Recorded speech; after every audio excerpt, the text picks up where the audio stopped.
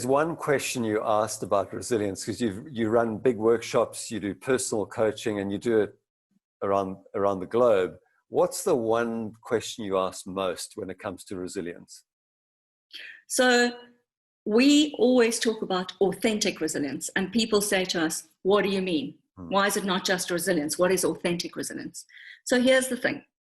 Resilience, the way people describe it about bouncing back, that's about putting on a suit of armor and going out into the world to slay those dragons. So the problem with that, wearing that suit of armor, is that it's about pretense. It's about defense mechanisms. And that suit of armor is going to get heavier and heavier. And one day you're going to have to take it off because you cannot wear it anymore.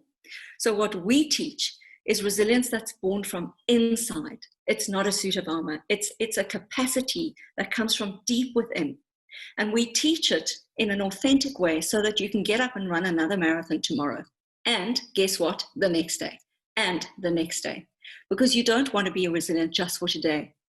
You need to know when you need to take a break, when you need to allow yourself to feel vulnerable, when you need to ask for help, when you need to actually just have some time out for reflection.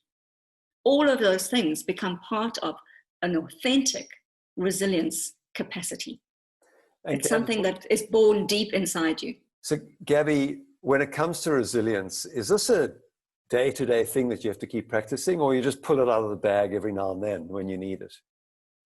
No, it's definitely a daily practice. So authentic resilience is a capacity that you can develop and nurture and grow daily, but it takes time, intentional work, and a daily practice. You've got to keep checking in with yourself so that you know you are doing all of the 10 R's of authentic resilience, which is what we teach in our course.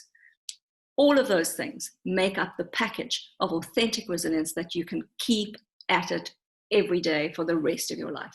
I suppose in a way it's much like training for something. You don't just train for a match or a game and then you never train again. You've got to keep honing that and learning new skills and growing that resilience. Absolutely. And one of the things you said earlier when you talked about how people don't want to do vulnerability, something I didn't say that's so important, is sitting with conflicting and difficult emotions is exactly what builds a capacity for authentic resilience. Being able to sit with those emotions and face them. That's what builds your capacity. And many of us don't want to do that, right? A lot of people avoid No, that. A lot of people. You know, our psyche likes to avoid pain. Yes. We like to slip into avoidance. So you have to be very disciplined with yourself. How am I really feeling about this? And it doesn't mean getting stuck there. It means acknowledging it and then moving forward.